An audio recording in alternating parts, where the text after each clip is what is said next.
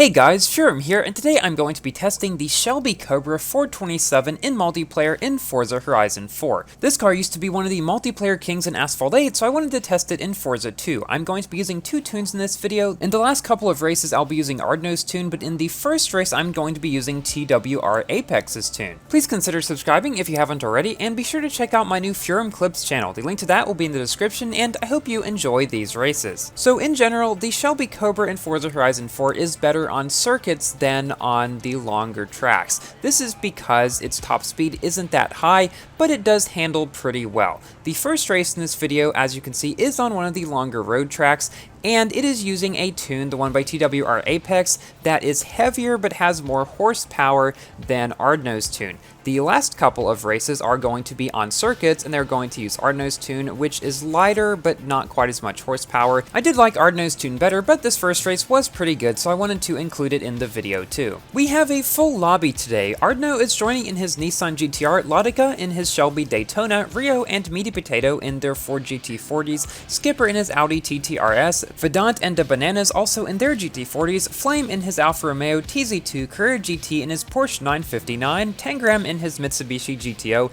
and Shadow Reaper in his AMC Rebel. If you would like to join in these lobbies, be sure to join our Purple Team Discord. The link will be in the description. If you go to the Special Roles channel, you will see a Forza role. If you click on the Forza emote, you will be added to that role and will be pinged every time I host a lobby like these. I typically do it every other week that I am not streaming. In 6.5 hours after this video goes live, I will be recording with the Enzo. We are going to be doing an S1 road and an S1 off-road if everything goes according to plan, because that is one of the first cars that I'm wanting to test that is actually good in off-road. Also, because we're going to be doing off-road, I figured it might be a good time to do some free roam rush races as well, because I have personally always loved the idea of what free roam rush is. It's something I wanted in a game long before I knew about Forza, and finally we got it. I thought that was what Asphalt Extreme was going to be like, but alas, it was not so. The reason why I haven't really done free roam rush before in my videos, I don't think I ever have in fact, is because almost every single car that I am testing is much better on the road, because that's what most of the cars in Asphalt 8 and 9 are made for. But I thought the Enzo might give us finally a perfect time to test it. Now we are moving on to our second set of races. Here I'm going to be using Ardno's tune, and our first of two circuits is the Prince's Street Garden circuit. This is a track that I have not played very much in my videos because I never really cared for it all that much. This turn especially right here. Granted, there are worse turns for sure in some of the road races. I'm thinking about one in particular right now, but just never really cared for that one.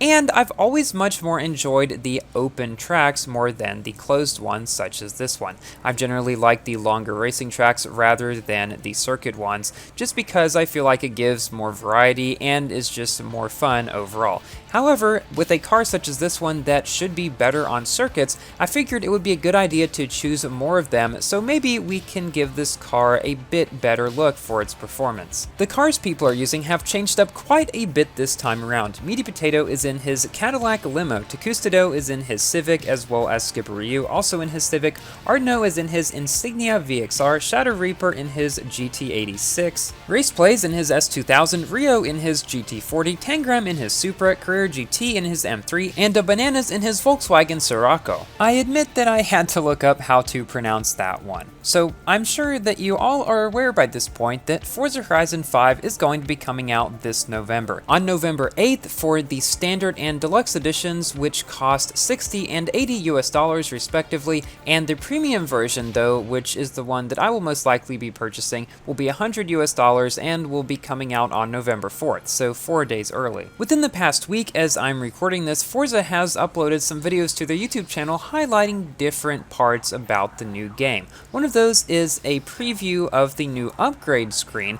Also though, we have a new in-game car audio preview. They went out and actually recorded a bunch of cars' engine sounds and startup sounds and stuff like that, so I'm definitely hoping that Forza Horizon 5 has some very good engine sounds. People complained about this a lot with Forza Horizon 4. Personally, I have never really cared all that much about the engine sounds. I generally have those sounds down quite a lot, and I'm honestly not a huge car enthusiast just in general. Might surprise some of you, but in general, like, those things don't really bother me in games. But I know for some people, it's a pretty big deal. Also, there is going to be localized weather. Like, for example, when it is winter time in the higher elevations, there of course will be snow, but in the lower elevations, there will not always be, which makes sense as it is in Mexico, and there's plenty of deserts which don't get snow anyway, but then again, there are lots of mountains in Mexico as well. So I'm really looking forward to that. I wouldn't be surprised if this is the most diverse map we've ever seen in a Forza game. I personally have only played Forza Horizon 3 and 4 out of all of the Forza games, so I cannot speak from experience from the rest of them,